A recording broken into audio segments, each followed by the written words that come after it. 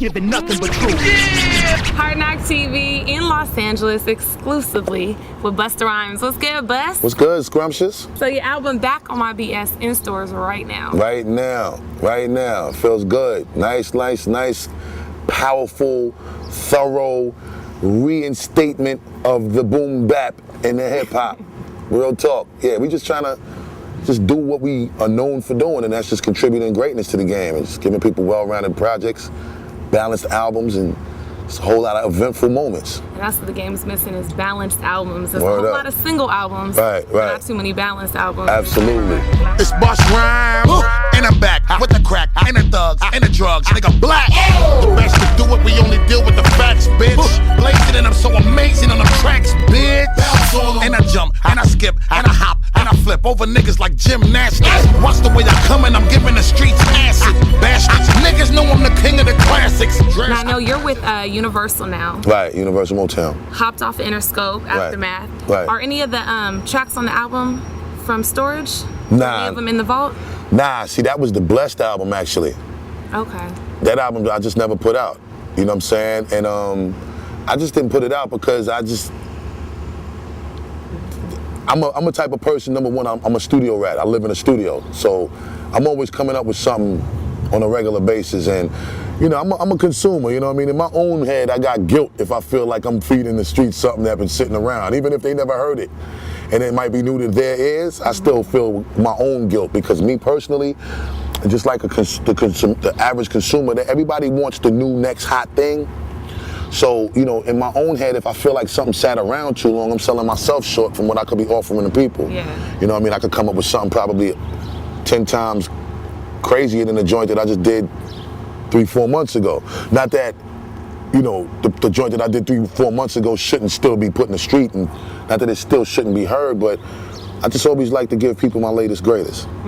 Okay. Yeah, so when I did the Back on My BS album, that was the album that I decided to record as a result of the new excitement, the new money, the new deal, the new enthusiasm, the new support system. You know, I'm running around in the studio every day excited about that, so it just inspired me to record everything that I ended up giving to people for that album. And I just put the Blessed album in the stash box. And the Blessed album was the album that was gonna come when we put out We Made It with Linkin Park and the record called Don't Touch Me, Throw the Water on Them. Oh, yeah. And when that situation just didn't feel like it was going the way I wanted it to go and the fault starts, and I just said, you know what? Maybe this album ain't the one that I should be coming with right now. Yeah. And I'm gonna just put it down, and you know, hopefully when the time is right for those records to be heard, then I'll give it to the streets. Classics, drastic measures. I'm spreading like a rash, bitch. Clashes in session, you're about to get your ass kicked. Emperor of every round table of the house. And when I speak, niggas respect me as leader of the councilmen. God rap, God persona, God thriller, God body in the flesh. Call me Godzilla. Now I know you see we be the most prominent, dominant niggas. Respect my conglomerate.